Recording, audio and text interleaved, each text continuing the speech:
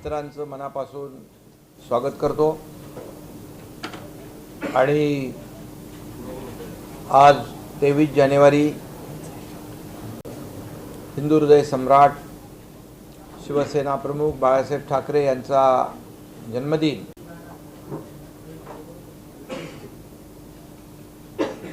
खरं म्हणजे 23 जानेवारीला संपूर्ण महाराष्ट्रात, हिंदुस्थानात बाळासाहेबांचे कार्यकर्ते आणि त्यांच्या विचारधारेचे शिवसैनिक अनेक समाजभिमुख, लोकाभिमुख कार्यक्रमाचं आयोजन करत असतात।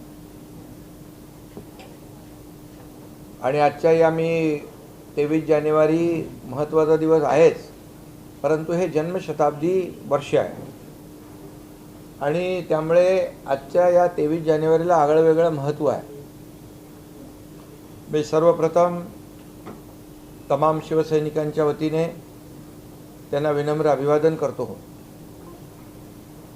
आणि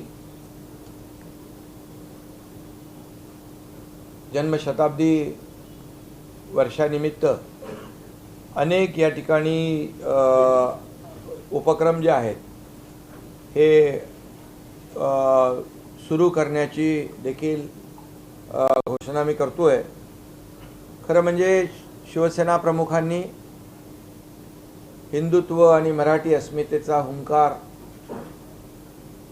संपूर्ण देशभर हिंदुत्वाचा हुंकार फुंकला, प्रत्येक कार्यकर्त्यांना प्रभावित केलं आणि गर्व से कहो हम हिंदू है हे म्हणण्याचं धाडस शिवसेना प्रमुखांनी दाखवलं आणि मराठी अस्मिता जपण्यासाठी, मराठी माणसाला ताठ मानेने जगता यावं यासाठी शिवसेना स्थापन केली आणि नंतर त्याचं व्यापकता वाढत गेली आणि मग संपूर्ण देशभर, राज्यभर हिंदुत्व आणि मराठी याची जी काही वाटचाल सुरू झाली आणि त्याच वाटचालीवर त्यांचे विचार घेऊन आम्ही शिवसेना पुढे जाते आहे। आणि मला या ठिकाणी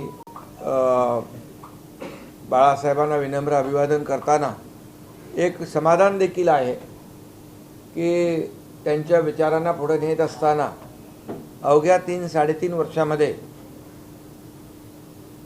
शिवसेना आज चांदा ते बांधा घराघरामध्ये शिवसेना पोचली।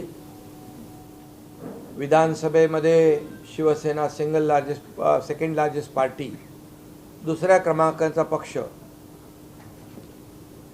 भारतीय जनता पक्षानंतर शिवसेना हा दुसऱ्या क्रमांकाचा पक्ष विधानसभेत झालेल्या अगोदरच्या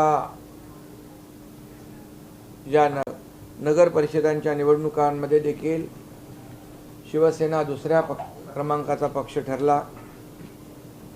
आता झालेल्या महापालिकांच्या निवडणुकात देखील शिवसेना दुसऱ्या क्रमांकाचा पक्ष झाला आणि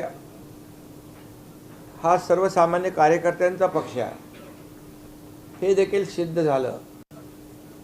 एक माझ्यासारखा साधा शाखा प्रमुख बाळासाहेबांच्या आशीर्वादाने या राज्याचा मुख्यमंत्री देखील काम करण्याची संधी मला मिळाली।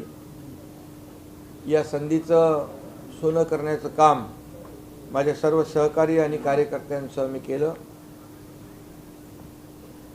आणि म्हणूनच बाळासाहेबांचे जे काही संकल्प होते, जे सर्वसामान्य माणसासाठी जे काही त्यांनी स्वतः आणि शिवसेनेने वाहून घेतलं होतं, या सर्व ज्या लोकाभिमुख उपक्रम आहेत त्याला चालना देण्याचं काम या ठिकाणी आम्ही करतोय। आज देशाचे प्रधानमंत्री नरेंद्र मोदीजी यांनी देखील बाळासाहेबांच्या जन्मशताब्दीनिमित्त एक ट्विट केलेला आहे आणि त्या ट्विटमध्ये देखील त्यांनी उल्लेख केलेला आहे एक दूरदृष्टी असलेला नेतृत्व आणि बाळासाहेबांची सर्वसामान्यांच्या प्रती असलेली जी काही संवेदना आहे आणि जे काही संकल्प आहेत ते पूर्ण करण्याचं काम आम्ही करू। आणि मला देखील याचा अभिमान आहे की आम्ही महायुती म्हणून महाराष्ट्रात काम करतोय आणि NDA म्हणून आदरणीय देशाचे प्रधानमंत्री नरेंद्र मोदीजी यांच्या मार्गदर्शनाखाली शिवसेना देखील अतिशय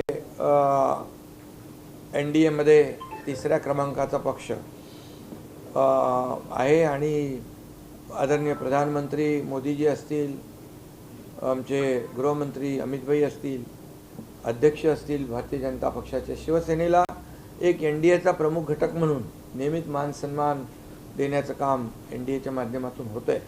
आणि म्हणूनच मी एवढंच सांगेन की सर्वसामान्य कार्यकर्त्याला मोठा करणारा नेता, दिलेला शब्द पाळणारा नेता जगामध्ये आजवर आम्ही पाहिला नाही आणि तो बाळासाहेबांच्या रूपानेच पाहिलेला आहे. आणि म्हणून मी पुन्हा एकदा त्यांना विनम्र अभिवादन करतो आणि बाळासाहेबांचं जे स्वप्न होतं की त्याचाही उल्लेख मी पुन्हा करतो की अयोध्येमध्ये राम मंदिर उभारणीचं आणि काश्मीरमध्ये 370 कलम हटवण्याचं, हे दोन्ही स्वप्न देशाचे प्रधानमंत्री नरेंद्र मोदीजी यांच्या नेतृत्वाखाली, मार्गदर्शनाखाली गृहमंत्री अमितभाईंनी देखील 370 कलम हटवलं आणि प्रधानमंत्री मोदीजींनी स्वप्न जे तमाम करोडो हिंदू आपल्या राम भक्तांचं स्वप्न, बाळासाहेबांचं स्वप्न अयोध्येमध्ये राम मंदिर बांधण्याचं तेही पूर्ण केलं. आणि याचा देखील आम्हाला सार्थ अभिमान आहे.